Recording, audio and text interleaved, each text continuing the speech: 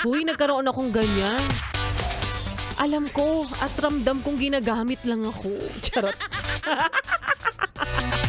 Alam mo yun, in-upgrade mo yung fries and drinks niya tas hindi ka sinagot. Diba? Binigyan mo siya ng life-size teddy bear from Blue Magic tapos hindi naging kayo. Aminin mo, yan yung pamantayan kasi natin noon. Ang ganda-ganda mo. Kapag nililigawan ka sa school, tapos yung tipong parang hinahawi yung daan o kaya yung quadrangle. Kasi nandun ka nakatambay sa gilid ng stage eh. Tapos dadaan siya sa gitna, may hawak na teddy bear, pwede namang ipasok sa loob ng paper bag pero ginawa niyang iyabang para ibuhatin papalapit sa'yo. Ang yabang, di ba? Tapos dadalin papunta sa'yo. Kulang na lang bigyan kayo ng background music na What if I never knew? What if I ever found you? Ang haba ng hair mo doon, 'di ba? Kahit naka-pixie cut ka. Kahit naka-apple cut ka, yes, friend. 'Di ba? Yan ang pamantayan ng kagandahan natin nung nag-aaral tayo.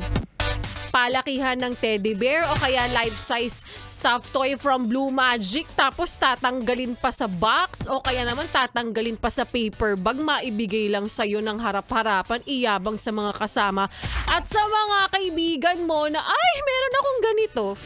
But anyways, yun yung mga panahon na yun. Ewan ko na lang ngayon, ano na ba ang pamantayan? Pag mapera ka, no? Pag kaya mo siyang dalhin sa Wolfgang? Pera lang yan. Wow, ipokrita. Charot. Kopya. Kopyang-kopya. Ayan, isa-isayin na natin yung mga yes friend nating manggagamit dito at hindi kayang magbigay ng life-size teddy bear from Blue Magic. May Blue Magic pa ngayon, diba? Meron pa naman. Wala lang. Ang sarap lang balikan ng mga panahong yun. Diba? Ewan ko, total naman, Flashback Friday, di ba? Kapag nag-aaral na ganyan, parang kapag yung isa sinabing tara mag-cutting class tayo, ay lahat yan susunod kahit running for valedictorian yung isa. Kasi nga, importante yung pagkakaibigan. Charot lang. Ilan sa mga yes friend natin nag-message ngayon. Nagpapabate. Si Shai Ganyo, hello po, Laika Barisa pabati from Mariveles, Bataan. Relate ako sa Laika Barisa Momes. Ganyan na ganyan kasi yung ex ko nung college, buti hindi kami nagkatuluyan. Hoy, ginaganyan mo yung ex mo gwapong-gwapo ka doon kahit mukha siyang yokai. At sabay-sabay si Nurch, ano ba ang itsura ng yokai? Ganon talaga yon. Kapag nililigawan ka, crush mo siya ngayon, nagugustuhan mo siya ngayon, walang pangit sa paningin mo kapag kaharap mo siya. Pero kapag iniwang ka, hindi na kayo, bigla mo ko-questionin yung sarili mo, talaga ba? Minahal ko yung mukhang gasol na yun. Nakakaloka yung mukhang gasol, no? But anyways, ilan pa sa mga yes pa na natin nag-message ngayon. Arian Feliciano, sabi niya rito, present Miss Ganda, marinig lang ang boses mo, kontento na ako. Keep safe, always solid, yes FM, I love you Miss Laika.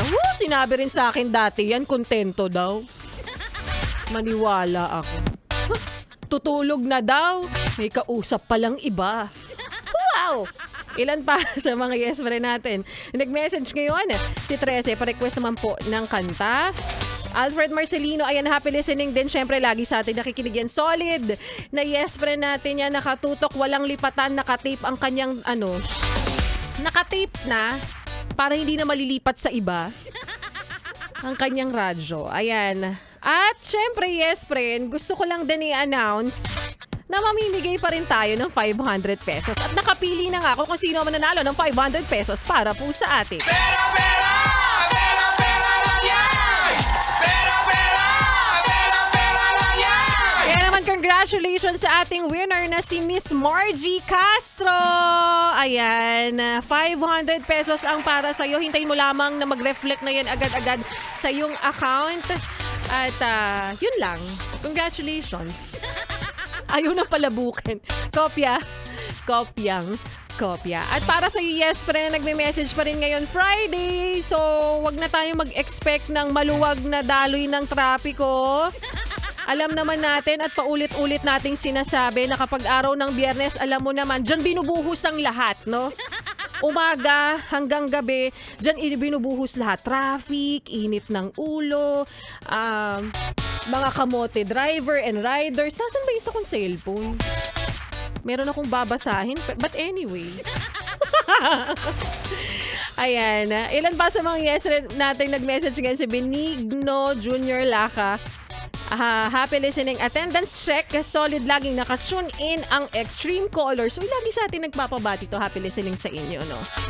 Pa-shoutout po sa mga kasama ko. Sila Rodel, Kelly, Dennis, Noel, Dodong, Pearl, si bossing namin, si Boss Edmond. Mula dito sa Santa Maria, Bulacan. Anyways, kopyang-kopya. O siya, sa Sunday ulit, yes, friend, magsama-sama tayo. Parang galit. Hindi, nagpapaliwanag lang ako kasi gusto ko lang sabihin na sa Sunday, mapapakinggan ulit ako, 2 p.m. to 6 yun. Parang wala kagana-gana. Ay nako, 2 p.m. to 6 p.m. on Sunday, magsama-sama tayo. Anything under the Sunday. And sa Monday, syempre, balik tayo sa regular programming. 3 p.m. to 6 p.m. tayo, yes, friend. O, diba? Ganun talaga. Syempre, ganun ko kayo kamahal. Ayaw iwan. Anyways, ayan na. Ituloy pa natin ang mga kantahan natin ngayong hapon. Kasama po ang susunod nating kanta para sa'yo, yes, friend, na hindi marunong makaintindi kahit makinig man lang sana, diba? Para hindi ka tanga. Charot. Kaya naman, here's Listen by Beyonce. Dito pa rin sa 101.1 Yes FM. Solid. Enjoy the rest of your weekend, mga yes friend. Listen to the song.